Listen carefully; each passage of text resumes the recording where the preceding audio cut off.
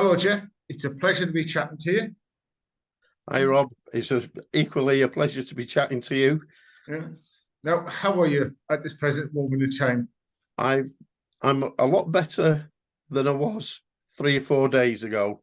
I'm still COVID positive, but we'll get through this and hopefully give you some answers that you're looking for.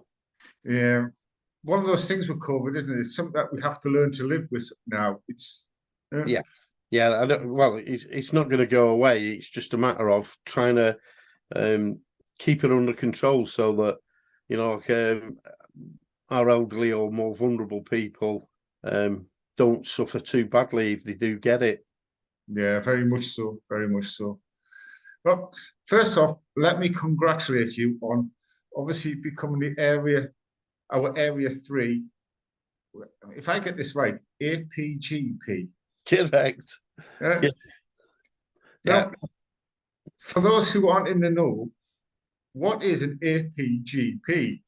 Right. We've got Craft and Royal Arch. They're not separate, but they are a little bit separate. So in the Craft, you'll have what's called your APGM, Assistant to the Provincial Grand Master. In the Royal Arch, you have an APGP, Assistant to the Provincial Grand Principals. Now, the Provincial Grand Master and Grand Superintendent are one in the same. He then has 2 deputies, one for each.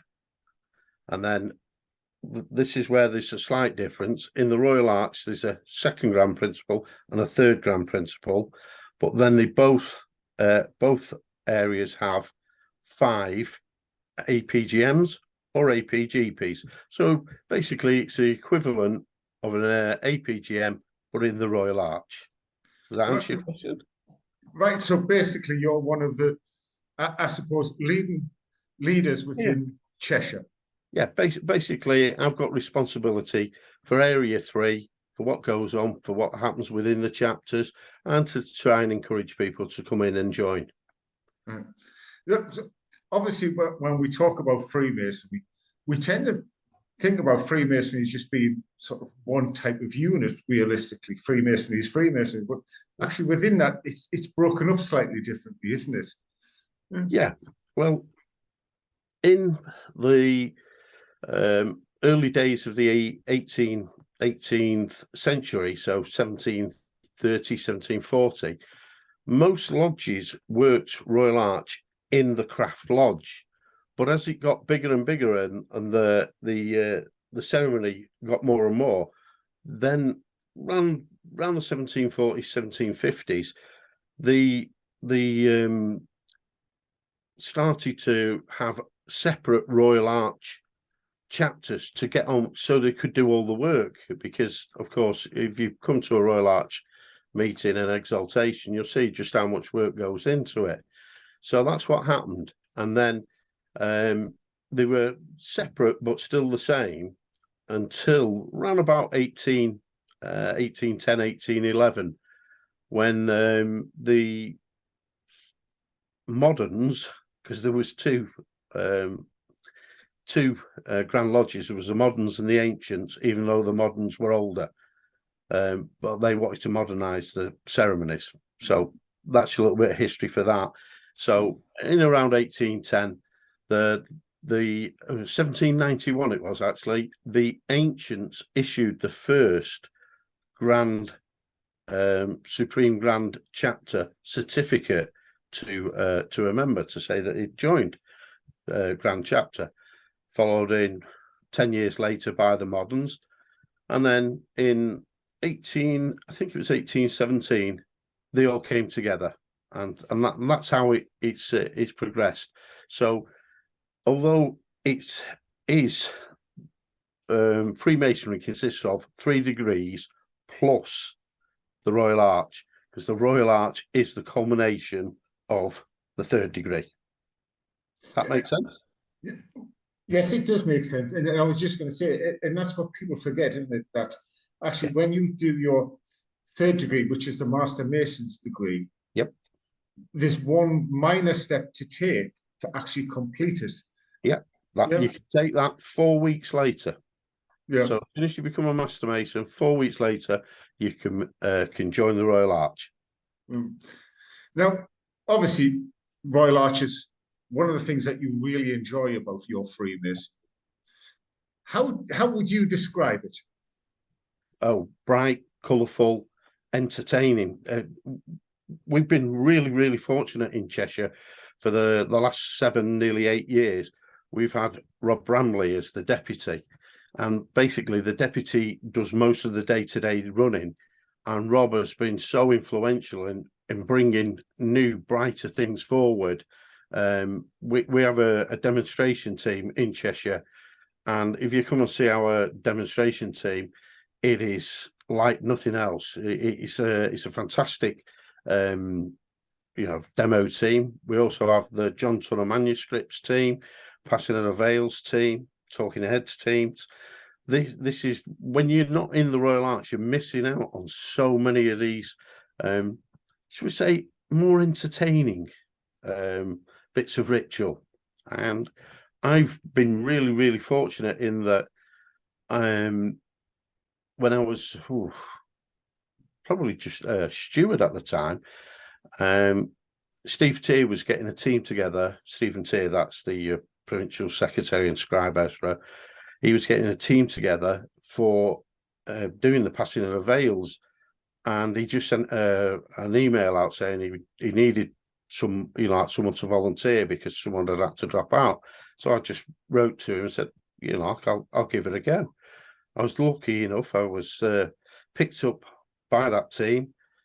We did the demonstration of the Passing of the Veils. It's the last time it's been done in this province, and from that, Phil Rowlands, who was the second provincial Grand Principal at the time, nabbed me for his John Tunner team. And as they say, it goes from strength to strength. I've then been invited to participate in some of the other demonstration teams, and I've had an absolute blast with it. I've met some astonishing people, some really great ritualists, some that are just there for the fun and enjoyment of it. It's brilliant. It really is. It's so colourful. I can't emphasize enough, if you're not in the Royal Arch or you've been in the Royal Arch, please come back and have a look at how we're doing it now. Because, with Rob's leadership, we really have taken the Royal Arch to the next level. Now, obviously, I'm in the Royal Arch, or chapter as we tend to call it. Yeah. Right? Now, you're talking about the veils. I'm yeah. one who's I've heard of it, but I've never seen it. How would you describe it? Oh, not telling. If I tell you all about the Passing of the Veils ceremony, the Passing of the Veils was what you went through in the 1780s, 1790s. Immediately after you'd become a Master Mason, you went through the Passing of the Veils and entered into the Royal Arch. And that's as much as really I want to say about that, because I'm hoping, I'm fairly certain that we're going to get a team together again to redo the Passing of the Veils, because the thing with it is you have to get permission from London to put the Passing of the Veils on.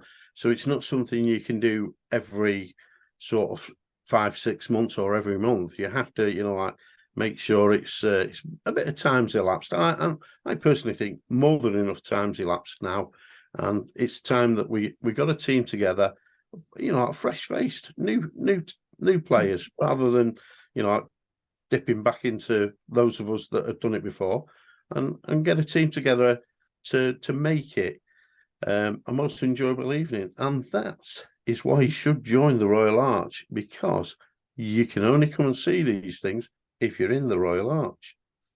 Now, obviously, you said it goes back to the 1700s. Does that mean that you dress as you were in the 1700s? Right. Now, Passing of the Veils, no. John Tunner Manuscripts, oh yes. We're in full 1790s garb, like the pantaloons, white stockings, buckled shoes, wigs, tricorn hats, ginormous pipes. We really, really do ham that up. It's a fantastic piece. We actually did that just over 2 weeks ago in Shropshire for their Grand Superintendent, and the feedback we've got is amazing. So that one sounds more like a theatrical performance that you put on. It is.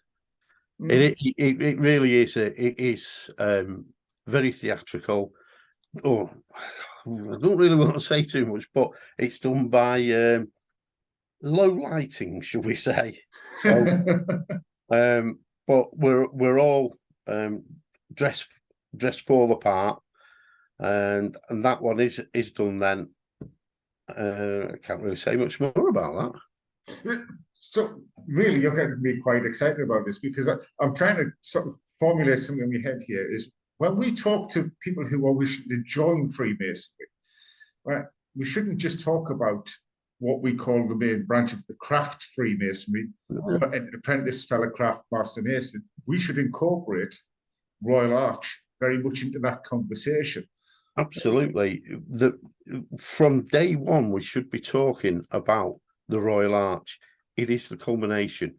It's where the answers are found. If you're not in, you don't know all the answers. And that's as much really as we need to say about that. Get yourself into a Royal Arch. If you're struggling to find one, contact any of your APGPs or your Royal Arch representatives. And if you can't find one that suits you, we will find you one that'll suit you. No, that's something else that is very interesting that I find out. Actually, when we talk about craft Freemasonry and Royal Arch Freemasonry, they're not all the same, are they?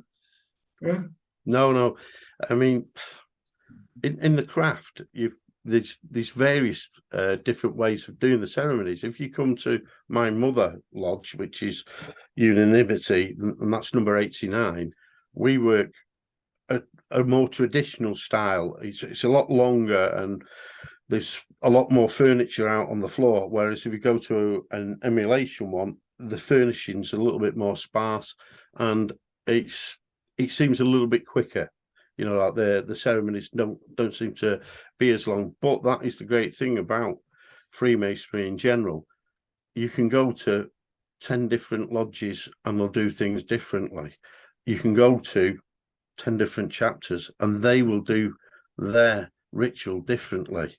So again, if you come to my mother chapter, which is Royal Cheshire chapter number 89, we have when they come to our installation meeting, and the reps often say, I don't know what you've just done, but it's absolutely brilliant. I've never seen it like that before. And then, of course, I visit lots and lots of different Royal Arch and craft lodges, and you do get to see massive differences. It's the same theory, but put about a little bit differently. And that's why I always encourage people, go and visit other lodges and other chapters, and you'll see something different each time. Now, that's one of the beauties about Freemasonry that I find, is that wherever you go, you're made very welcome. You may not know these people, but there's a bond of friendship that runs through all of this that you can't quite explain. Yeah. Is that how you find it? I do find that. And again, I've visited, I'd say at least 20% of the chapters within the province, because when I was an acting officer, I made sure that I didn't restrict myself just to Area 4 or Area 3. And so I'm pretty much as well known in Area 2 as what I am in Area 4, because I make sure I go out and visit. You make loads of different friends. They'll always invite you back. So yeah, it's a must. And just while I'm on, I just want to put a little advert out. On the 17th of April, the 3rd Provincial Grand Principal, Chris Jones, he did a lecture at Past First Principles in January, where he did a lecture about Her Majesty the Queen, the 70 years, and the royal family's relationship with Masonry. fantastic piece of study, and he's going to do that again, because there was obviously lots and lots of Royal Arch Masons who missed out on the chance of seeing that. So he's going to do that again at the Tabley chapter on the 17th of April this year. Now, that date is not fully confirmed yet, so you're getting a bit of a scoop here, Rob, you know what I mean, that he's going to do that for us then, so that any Royal Arch Mason that didn't get to see it, or did get to see it and wants to come again, please contact their scribe, who's the provincial Grand Sword Bearer in the Royal Arch this year, and that's Rob Ashley. And I'd be more than delighted to have you along. It's in Knutsford, Leicester Warren Hall, and if you've never been to the Knutsford building, it's a really quaint, it's an old barn that Leicester Warren, Colonel Leicester Warren, left to Freemasonry to be used as a hall, and it's really, really nice inside it. Well worth a visit. The one thing about Freemasonry is that there's something for everybody. Yeah. It doesn't matter who you are, your background, etc., etc. Yeah. You can find something that will interest you.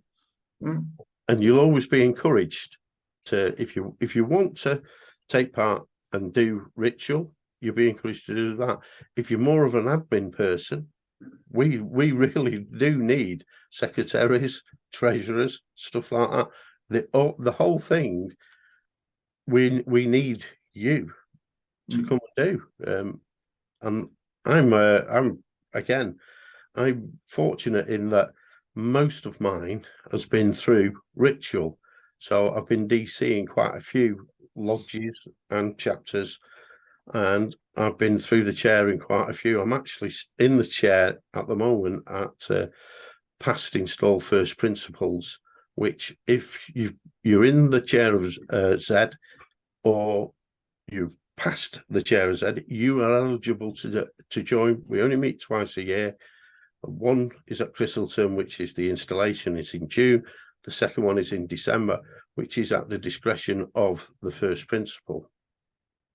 So please, if you're a past first principal or you're in the chair now, please consider joining it, because we do not do the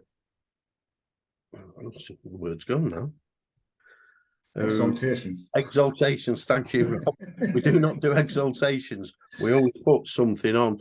The first meeting we had, we had a chap come down, and his surname was Mason, and he came from Cumberland and Westmoreland, and he built the chapter with the aid of the APGPs, bringing bits in and explaining it to you.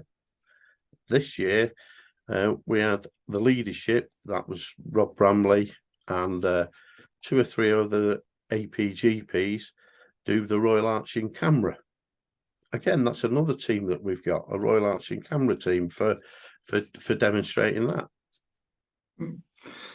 Well, Geoff, on this note, I think it's been fantastic talking to you. And I have to say, I can feel your excitement, your enthusiasm. So one final message to everybody that's out there, Masons and non-Masons alike, what would you say to them? If you've not considered joining Freemasonry and you want to be a better person, please do it. Please do it. We are in need of good men, and we will make you better. And as for Royal Arch, once you've become a Master Mason, don't wait too long. I know people say, like, when you're ready, come and join it. Don't wait too long, because we've just had a guy who's over 50 years in Freemasonry and never been in the Royal Arch. He's joined it, and now everywhere I go, he's at the meeting, the Royal Arch meeting. He says, I wish I'd have done it years ago. So don't wait too long. And for those of you who didn't see this, that is what you get when you're an APGP. Okay. Thank you very much, Geoff, for your time. Very much appreciated. Absolutely no problem, Rob. Anytime you want me on here, I feel like I'm an ambassador for the Royal Arch and Crafter. And don't forget the festival. Once again, always remember, if you can donate to the festival, we really would appreciate that. We're trying to raise that £3.5 million. And as from today, the tickets for Casino Royal are on sale. Don't miss out. Get your tickets now. Thank you very much, Geoff. Okay, Bye Rob. for now. See you soon. Bye, mate.